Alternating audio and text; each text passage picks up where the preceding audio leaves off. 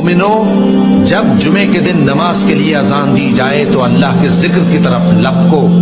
اور خرید و فروخت ترک کر دو، اگر سمجھو تو یہ تمہارے حق میں بہتر ہے۔ پھر جب نماز ہو چکے تو زمین میں پھیل جاؤ اور اللہ کا فضل تلاش کرو، اور اللہ کو بہت بہت یاد کرتے رہو تاکہ کامیاب ہو جاؤ۔ نماز جمعہ کے لیے جب اذان دی جائے کاروبار چھوڑ دو، یہی تمہارے لیے بہتر ہے اگر تم سمجھو۔ جو مسلمان جمعے کی اہمیت کو نظر انداز کرتے ہوئے بغیر کسی عذر کے اگر وہ جمعہ چھوڑ دے گا 3 جمعے، تو اللہ تعالیٰ اس کے دل کے اوپر مہر کر دے، اور یہ مہر کر دینا وہ بدترین سزا ہے جو بدترین کافروں کو دنیا میں دی جاتی ہے۔ حضور نے فرمایا میرا یہ دل چاہتا ہے کہ میں کسی اور شخص کو امامت کے لیے کھڑا کر دوں اور ان لوگوں کے گھروں میں جا کر ان کے سمیت آگ لگا دوں کہ جو جمعے کے اندر حاضر، کہ جیسے ہی جمعے کے لیے روانگی ہو اس وقت غسل کیا جائے۔ پھر حضور نے یہ بھی فرمایا ہے کہ اچھے کپڑے پہن کر جاؤ، دھلے ہوئے کپڑے پہن کر جاؤ۔ آپ نے فرمایا کہ کیا تم میں سے کسی شخص کے لیے یہ ممکن نہیں ہے کہ اپنے جو محنت کے کپڑے ہوتے ہیں، محنت یعنی جب کہ مشقت کرتا ہے، ایک لوہار بیٹھا ہوا ہے اور وہ بھٹی کے سامنے بیٹھ کر کام کر رہا ہے، تو پسینے آئیں گے اس سے،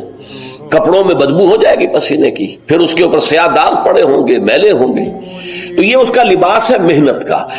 پھر یہ بھی فرمایا گیا کہ تیل لگاؤ، بالوں کے اندر تیل لگاؤ، دہن، اور یہ بھی فرمایا گیا کہ کوئی خوشبو ہے تو خوشبو لگاؤ۔ وہ سب کس لیے کہ جو ماحول ہو جمعے کا وہ معطر ماحول ہو، ایسا نہ ہو کہ پسینوں کی بدبوؤں کی وجہ سے طبیعت منغص ہو رہی ہو لوگوں کی، نہیں، بلکہ یہ کہ بڑا خوشگوار ماحول ہو، خوشبو ہو اس کے اندر، اور یہ کہ کپڑے اچھے پہن کر لوگ بیٹھے ہوئے ہوں۔ بلکہ اسے کہا گیا الجمعۃ عید المسلمین، یہ ہفتہ روزہ عید ہے در حقیقت،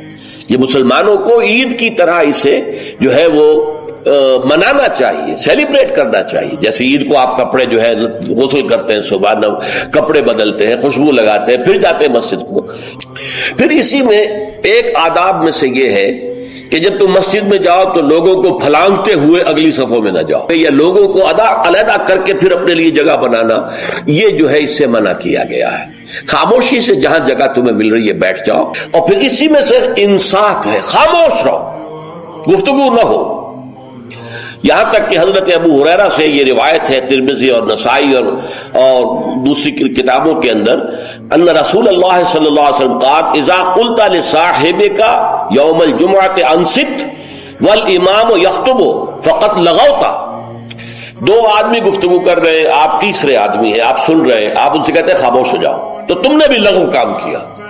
انہیں منع کرنے کے لیے بولنا بھی پسندیدہ نہیں ہے، خاموش رہو، اشارے سے کہہ دو، لیکن تم نے اگر آواز نکالی جبکہ امام خطبہ دے رہا ہے، امام کے خطبے کی طرف ساری توجہ،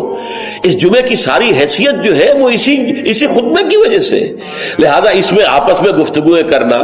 اس طرح کی چیزیں جو ہے وہ بالکل غلط ہیں، آداب جمعہ کے منافی ہیں۔ بیماروں کو شفا دے، دکھیوں کے دکھ دور کر دے،